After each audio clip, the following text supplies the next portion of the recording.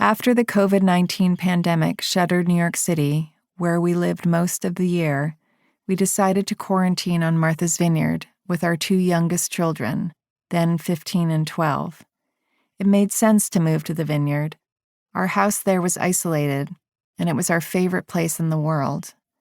The hedge fund where James worked had gone remote, and my legal work could be done from anywhere.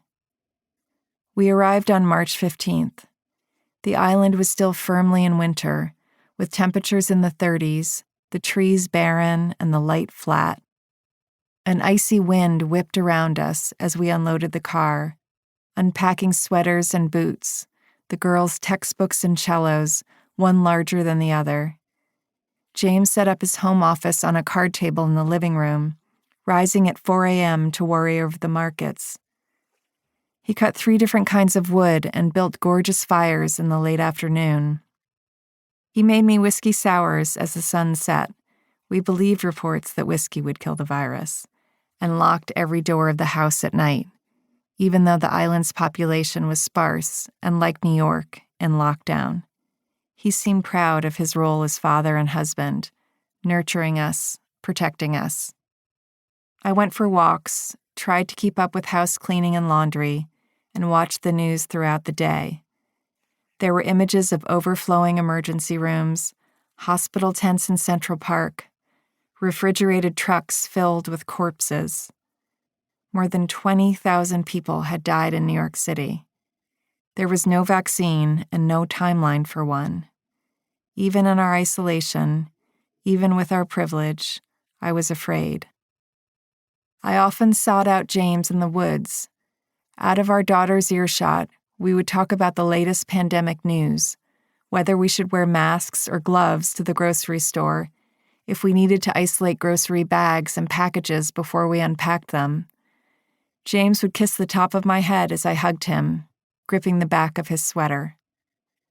Our younger daughter, Carrie, discovered Fortnite and played remote games with her friends in our guest bedroom, her small body dwarfed by a giant armchair. Our older daughter, Evie, wanted to learn to make fresh pasta.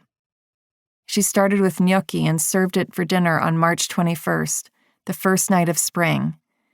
James made a roast chicken to accompany Evie's dish, using our outdoor grill as an oven, standing on our deck in the dark, adjusting the knobs, making sure the temperature stayed at 400 degrees. It came out perfectly, moist and golden brown. We ate at our rectangular wooden table in the kitchen. I wore pajamas with a thick wool sweater and socks, my hair still wet from the shower, piled into a bun on the top of my head. The wind howled as we ate. James seemed distracted and kept eating the gnocchi directly from the bowl rather than serving himself, a pet peeve of mine. He removed the oyster from the chicken, the piece he'd taught the kids to covet, and gave it to Carrie.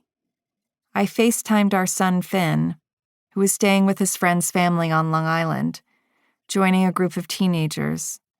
At 17, we knew he would be happier with his friends, and we thought his time away from us would be limited, a couple of weeks at most. I held up my phone so we could all see his face. We told him we missed him. After we finished eating, James left the kitchen to make a work call. The girls went to the living room to watch television.